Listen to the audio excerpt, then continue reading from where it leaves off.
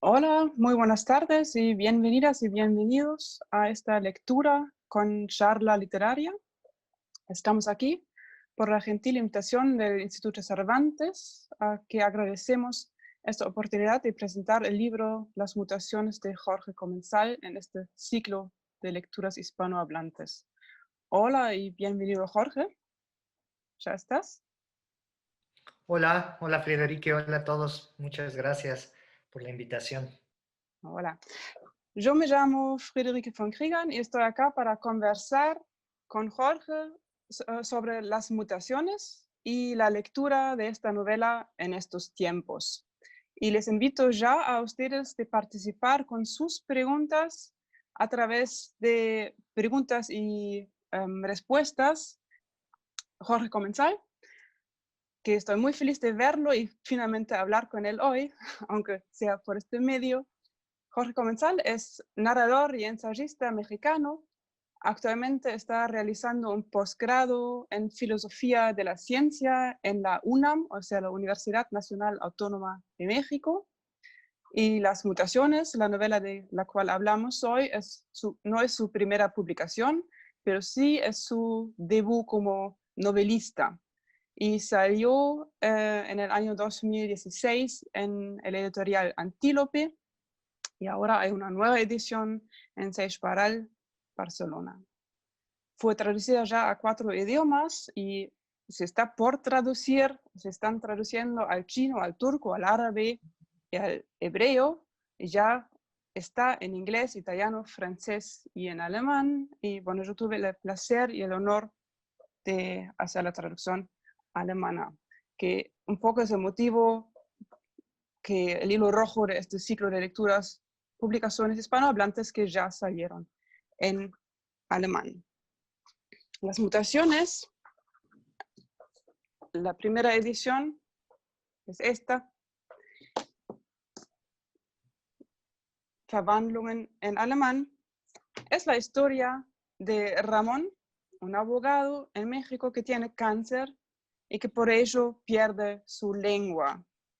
Él está en el foco de la narración, pero su historia se intercala con capítulos dedicados a protagonistas de su entorno, la familia, médicos, su hija, el oncólogo, la empleada doméstica y otros. Acompañamos a Ramón, que pierde su capacidad de hablar, y vemos cómo cambian sus relaciones y su conexión con su gente y con todo su mundo que tenía antes a su alrededor. Para leer, Jorge, elegiste un capítulo que está focalizando en Teresa, la psicoterapeuta de Ramón, que también sobrevivió el cáncer. ¿Nos quieres ubicar un poco en la historia antes de iniciar tu lectura? Sí, con gusto. Pues para compartir con ustedes hoy un pasaje de la novela, pensé en un diálogo, en la terapia que hay entre Teresa, la psicoterapeuta que también protagoniza la novela, y uno de sus pacientes, Eduardo, un joven universitario que va con ella. Él tuvo cáncer de niño y se ha curado, pero esa enfermedad dejó en su mente, en su psique, y la principal de ellas es un enorme miedo al contagio, a la infección, a la transmisión de virus o bacterias. Por lo que este personaje ha resonado mucho conmigo en la pandemia que estamos viviendo. Él, digamos, estaba mejor preparado que todos nosotros para adaptarse al distanciamiento social, al uso de tapabocas, a esta vida tan extraña que estamos llevando alrededor del mundo. Y algunos lectores, amigos, me recordaron que justamente este pasaje que les voy a leer, porque resuena mucho con... Y Eduardo, este joven que va a terapia, es un personaje al que le tengo un gran aprecio, porque también a mí me permitió personalmente confrontar mi angustia por el contagio, es decir, me sirvió a mí como un artificio terapéutico. Y ahora la verdad es que he vivido esta epidemia con menos conflictos interiores de los que que creí que tendría. Y eso se lo agradezco a Eduardo. Entonces, si estás de acuerdo, Friederike, leo el principio del capítulo 10 de la novela que aquí tengo en la edición mexicana. Después de 2 semanas sin asistir a análisis, Eduardo llegó a casa de Teresa con tapabocas. Estaba enfermo de bronquitis. Es culpa de mi madre, comenzó a decirle. Me trajo un virus de su oficina que es como un orfanato medieval. No conocen el jabón. Le he pedido 1000 veces que se lave las manos al regresar, que no se toque la cara, que use el gel antibacterial que le compré. Eduardo había incorporado a su discurso las estructuras típicas de una madre castrante. Cuando empezó a toser mi mamá, le pedí que se fuera a un hotel. Se puso loca. Yo le traté de explicar que si se deja de llevar las manos al riesgo de contagio disminuye en un 80%. Es tan fácil y no lo hace. Y obvio, me contagió. Ah, pero ella dice que no tenía gripa, que lo suyo es alergia al frío. O sea, ¿de dónde sacó que el frío da alergia? La alergia es una...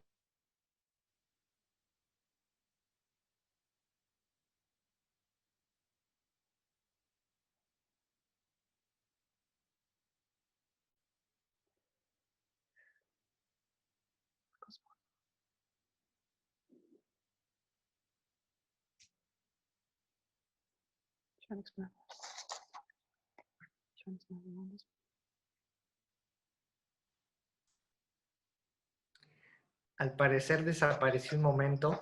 Acá estoy.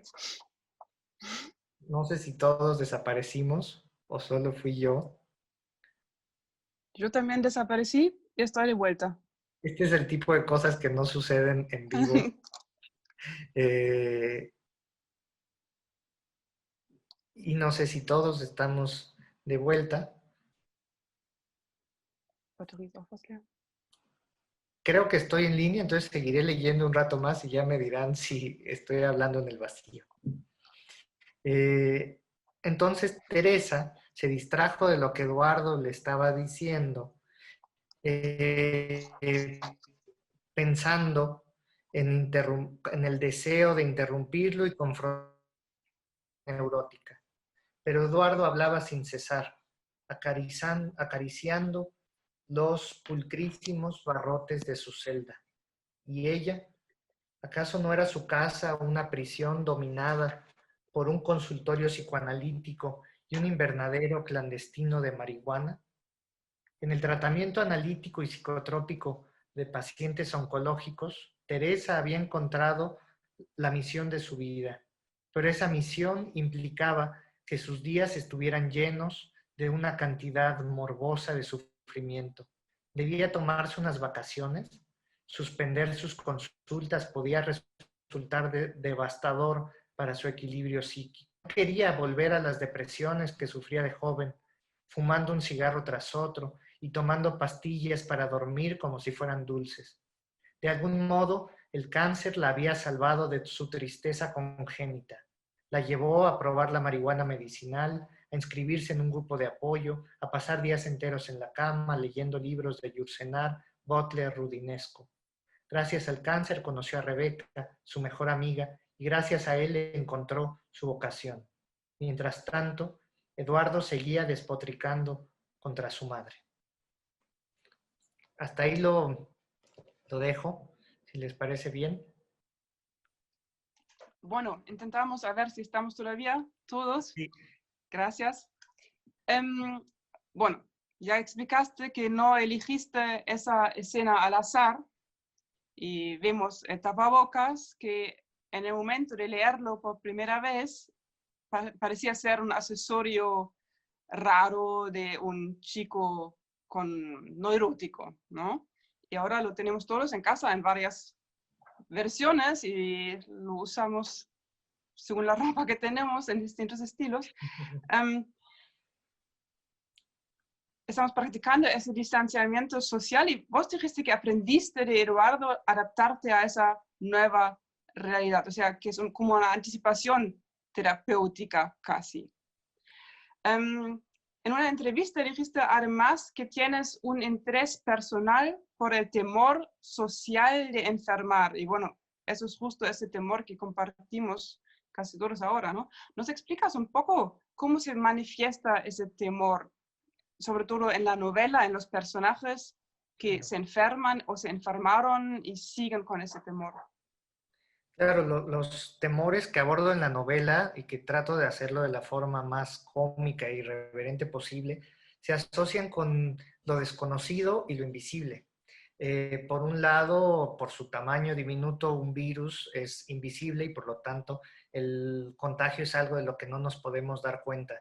Y esa invisibilidad de la amenaza creo que a algunas personas nos altera particularmente, ¿no? El hecho de no poder saber de dónde viene, en qué momento, dónde está.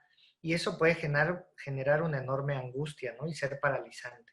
Y por otro lado, no en el plano infeccioso, sino de relacionado con el cáncer, está justo el miedo a lo desconocido, a perder la salud por culpa de algo que no comprendemos en lo absoluto, que no sabemos muy bien de dónde viene, cuya identidad a veces se mezcla con la nuestra, puesto que un tumor, por ejemplo, es un tejido que surge de nuestro propio tejido por un error en la replicación y en el ADN. Y por lo tanto, entonces establece una especie de conflicto al interior de nosotros mismos, no en nuestra relación con el mundo, al cual podemos, por ejemplo, de las medidas que se están tomando ahora, el cáncer no puede lidiarse con él así, se tiene que lidiar con él desde adentro. Y ahí es donde yo apuesto por el conocimiento científico de la enfermedad, por el tratamiento literario de la enfermedad, como una forma de tener una relación más sana con la enfermedad. Ujú. Y dijiste también que entender reduce el miedo y en realidad tu novela está cargado de conocimientos, ¿no? Porque introduces personajes que son especialistas en sus respectivas áreas, o sea, el oncólogo, el especialista en genética, la psicoterapeuta, y todos ellos explican esta enfermedad, ¿no? Y explican cómo tratarla, pero el que tiene que vivirla y que no puede hablar sobre eso es Ramón en el centro, aunque hay varios que también sufren de enfermedades ahí. Pero Así esos es. conocimientos Y también las compartes con tus lectores. claro, y para poderlos compartir y para poder entretejer, digamos, el estado de la cuestión en la ciencia médica, en la genética, en la oncología, pues me documenté mucho también sobre psicoterapia, desde psicoanálisis lacaniano hasta terapias cognitivo-conductuales, de las que Teresa hace una suerte de popurrí. Y entonces leí mucho y disfruté documentarme sobre cada una de las áreas que involucré. Y hubo un área donde no me documenté lo suficiente y tú, Frederique, me ayudaste a corregir el error asociado con eso. Teresa de la Vega, la psicóloga que aparece en el pasaje que leí, descubre cuando ella misma fue paciente de oncológica por un cáncer de mama que consumir marihuana, cannabis, le podía ayudar mucho a moderar ciertos efectos secundarios de la quimioterapia, a sentirse mejor, a relajarse, a dormir mejor, a tener más apetito y en general a tener una sensibilidad más intensa del mundo. Por lo tanto, ella incorpora la marihuana a su práctica terapéutica y a su vida recreativa por otro lado. Y hay un pasaje de la novela en donde ella hace galletas con mantequilla de marihuana. Yo debo horneado, nunca he sabido de repostería, y es algo que se notaba en la novela antes de que Federique la tradujera, porque cuando narro ese pasaje donde ella está preparando las galletas, al final doy una receta que encontré por ahí, pero al final a lo que no le presté atención era a qué temperatura iba a poner el horno para meterlas a hornear. Y creo que lo que hice fue crear un incinerador, no un horno de galletas, creo que estaba a más de 300 grados centígrados. Y tú, Frederique, que creo que sí has horneado galletas alguna vez, me corregiste y me dijiste eso destruiría por completo las galletas. Y fue una de las muchas experiencias muy gratas que tuve en el proceso de dialogar contigo novela al alemán y me pareció que esta era una ocasión estupenda para recordarlo y para reconocerlo, que durante tu traducción también hiciste una labor editorial que disfruté mucho y que estuvimos en mucho contacto. Eh, hay, por eso mismo yo te a ti para cambiar un poco el diálogo, para que nos contaras de qué fue lo más difícil. A mí me intriga saber cómo lidiaste, no sé, de la Ciudad de México, que yo utilizo jerga de la ciudad, cosas, ligeros cambios, no sé, algo que te haya resultado divertido, desafiante, que nos quieras contar. Bueno, gracias primero por tus elogios. Claro, traducir siempre es una lectura súper intensa y das vuelta a cada palabra y cuestionas todo. Bueno, las dificultades, siempre hay algunas referencias a condiciones locales, culturales, que hay que ver cómo traducirlas. Y yo tenía una amiga mexicana con la cual me comuniqué mucho para hablar de las comidas, porque hay muchas comidas y tenía que saber cómo son, qué se pierde Ramón, etc.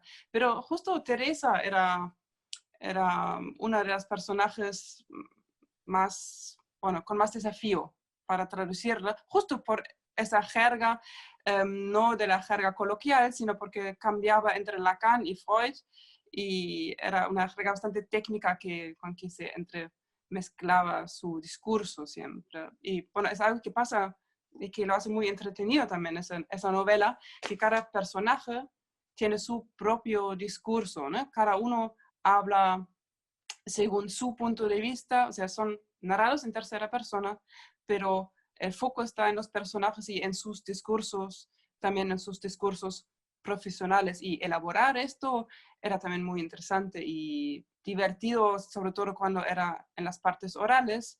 Y claro, trabajar con Benito, que es mi personaje favorito, fue muy agradable. Benito es el Benito, loro. exacto. A contar que el loro que vive en la casa de Ramón se ha vuelto el protagonista más popular de la novela, algo que yo no imaginé, por ejemplo, que en las portadas de las traducciones pues invariablemente iba a aparecer Benito, como podemos ver atrás de ti, Frederique, y él básicamente es un loro que dice groserías, que dice palabras que aprendió en un mercado de animales de la Ciudad de México, el mercado de Sonora, y entonces que es muy lépero, muy grosero, muy soez y que me acuerdo también que platicamos de qué groserías usar en qué contexto y cómo traducirlas, porque digamos, el lenguaje ofensivo es el más difícil, yo creo, de traducir, porque hay una serie de asociaciones en cada palabra que es imposible encontrar tal vez en otra lengua, como por ejemplo la palabra cabrón, que dice mucho Benito en español, tiene una connotación negativa, pero también una elogiosa. O sea, un cabrón puede ser, según el machismo, justamente un macho cabrío y con todo lo que el machismo valora relacionado con eso. Y por otro, también un tipo ventajoso o que se aprovecha de los demás. Entonces está esa doble lectura que está culturalmente muy cargada y que quién sabe, ¿tú te acuerdas ahora, por ejemplo, qué hiciste con la palabra cabrón en alemán? Creo que según el contexto, porque Sí, en cierto. algunos casos también usa maricón y a veces eso va mejor, que tiene una traducción bastante literal, pero bueno, luché también con el pinche porque se repite siempre y como es un loro no debe conjugar o no puede modificar las palabras, sino siempre tiene que mantenerse igual, independiente de la frase a la cual responde, etcétera, claro. Sí, pero recuerdo que también amigos tuyos preguntaron sobre todo esto, cómo se traduce lo que dice Benito, cómo putea en los distintos idiomas.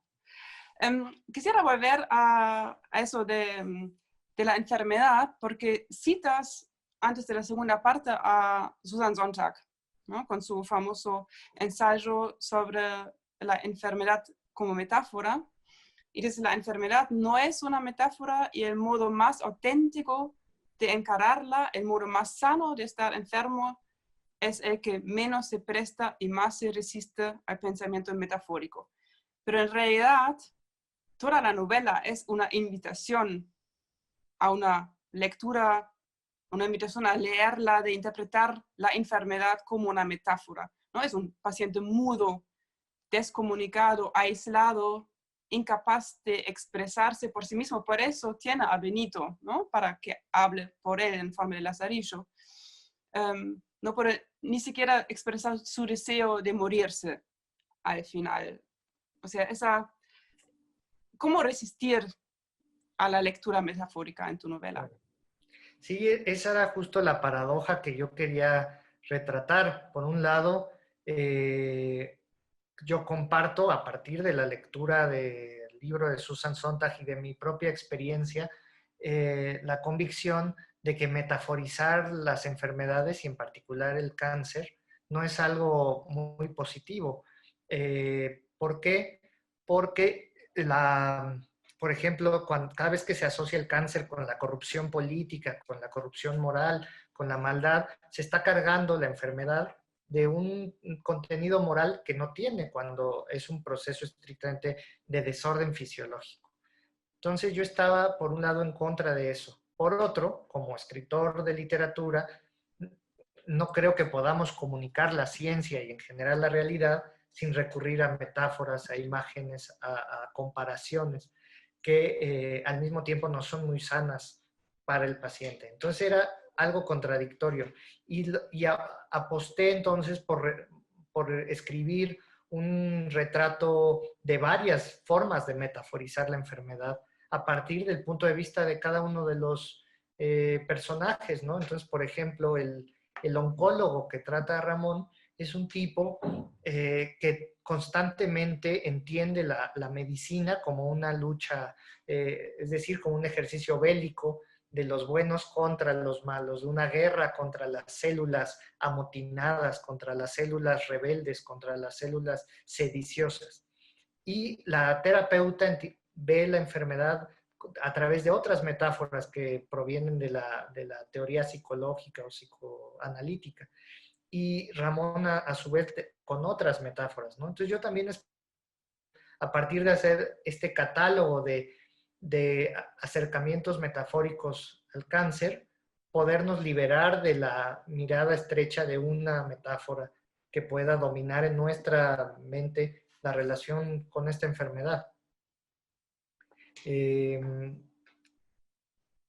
Esa es la paradoja, ¿no? La literatura no puede prescindir de metáforas, pero a la hora de vivir en carne propia la enfermedad, lo más sano es vivirla sin metáforas. Y por eso el epígrafe de Sontag también es tan importante, porque ella como escritora vivió en carne propia el cáncer y padeció muchísimo, por ejemplo, la carga moral, las asociaciones morales que hay a veces con la enfermedad, en la que responsabilizan, por ejemplo, al paciente de que fueron sus emociones las responsables de su enfermedad o lo que sea. Recomiendo mucho leer La enfermedad y sus metáforas de Sontag.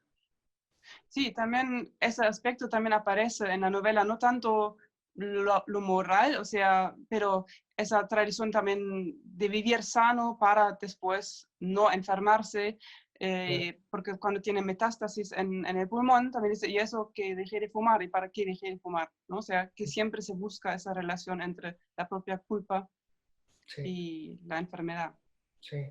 Y un dominio humano de las causas, ¿no? Que ese es algo justamente a lo que conviene renunciar, a la tentación de entender todas las causas de lo que nos ha pasado, puesto que es tan compleja la realidad que nunca es posible atribuir a una sola causa lo que nos sucede.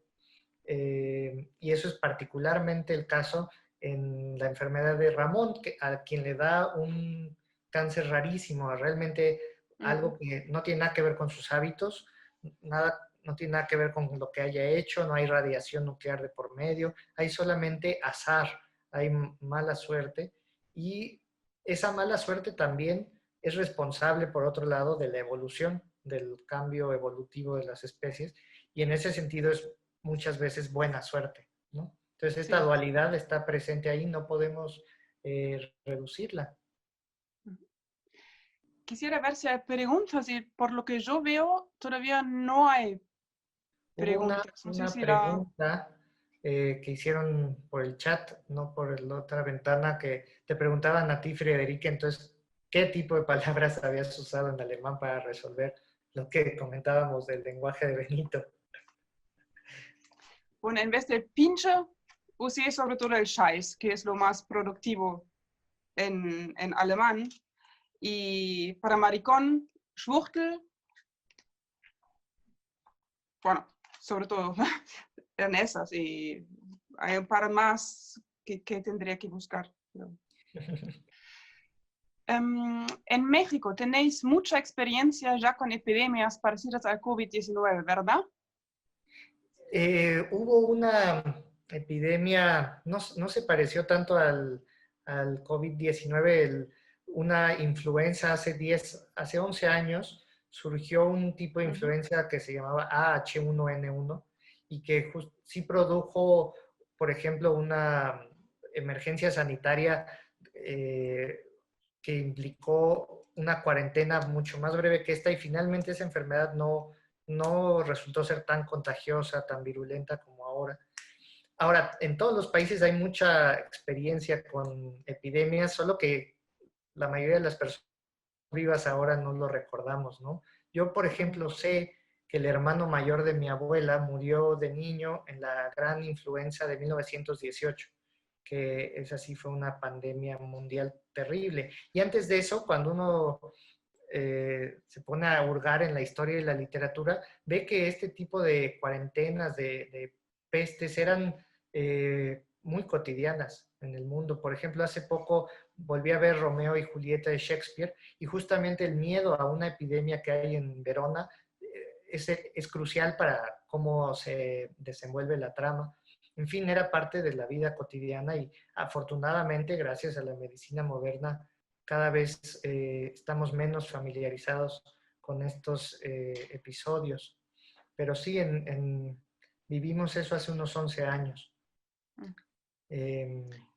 Llegan más preguntas y voy a leer una que llegó anónima, que pregunta como escritor, ¿qué opinas tú de los narradores que reproducen tu obra? No estoy muy seguro de entender qué quieran decir con reproducir, si tiene que ver con citarla o estoy No lo hace totalmente de explícito. acuerdo.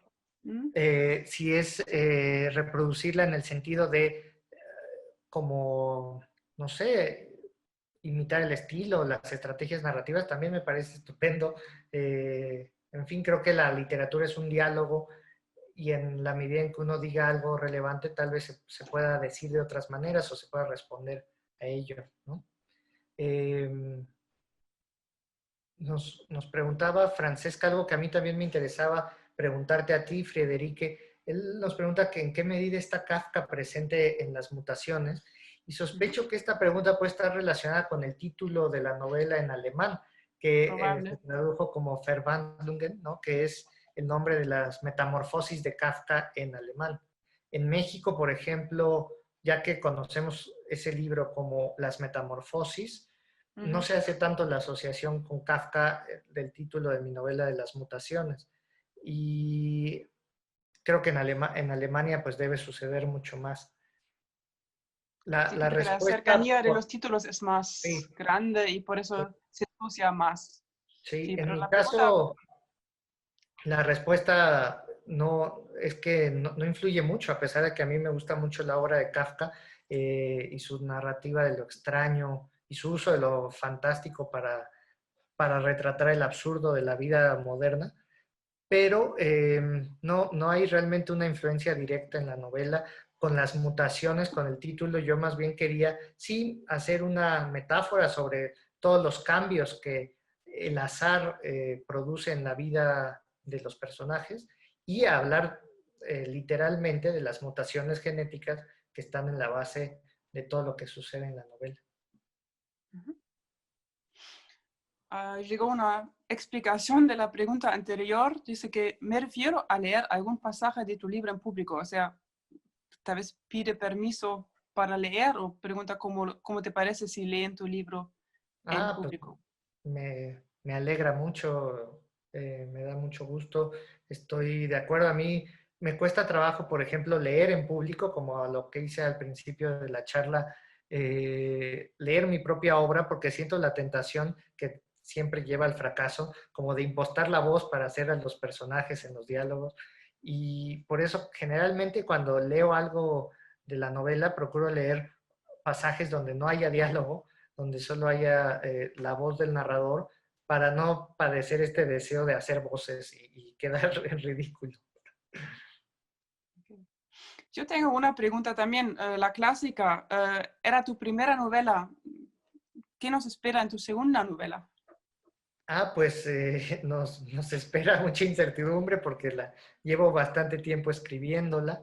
Eh, no sé cuándo sienta que he terminado, pero lo que sí reconozco es de nuevo un interés mío por dialogar con el discurso científico. Me gusta mucho cómo la imagen científica del mundo se puede integrar a la literatura y ampliar la forma en que podemos contar el mundo gracias a lo que los científicos van descubriendo y teorizando. Entonces eso vuelve con otras disciplinas que estoy disfrutando mucho estudiar ahora, eso vuelve a estar presente en el relato. Y los personajes, también hay personajes científicos, encuentro esa similitud, pero será un libro creo que sí muy distinto Ujú. al anterior. Muy bien. Una pregunta que se dirige al contenido, ¿cómo se comunica Ramón con la psicoterapeuta si no puede hablar?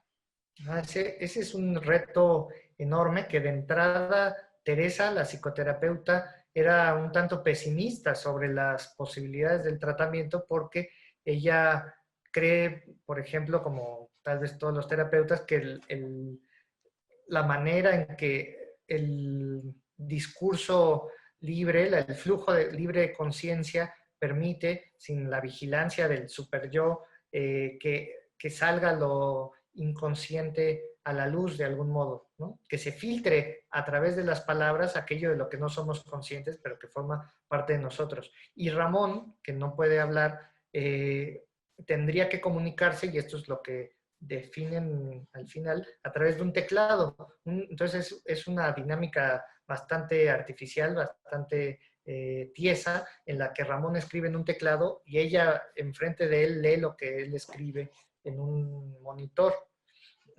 Es un paso más allá de lo que ahora está pasando con muchas terapias, que es que suceden por la computadora, ¿no? Mm. Bueno, Es como mucho esto más. en realidad, ¿no? Porque Claro, claro, tenemos que inventarnos nuevas formas de comunicar y de hacer lecturas y exacto. charlas y, bueno, a veces la técnica nos falla, pero al menos se puede hacer algo. Sí, Y creo que con eso tenemos que cortar porque en ese espacio también el tiempo está limitado. Creo que nos queda nada más que dar las gracias a todos que hayan estado al otro lado de las pantallas. Gracias al Instituto Cervantes por invitarnos, por darnos este lugar, pero sobre todo muchas gracias a ti, Jorge, por estar acá con nosotros, de leer, comentar y contar de tu novela, que, bueno, no, recomendamos otra vez, leanla todos. Muchas muchas gracias. gracias a ti, Frederique, por esa gran traducción y por conversar conmigo hoy. Gracias al Instituto Cervantes por organizar esta charla. Gracias y buenas tardes. A ti, Chao.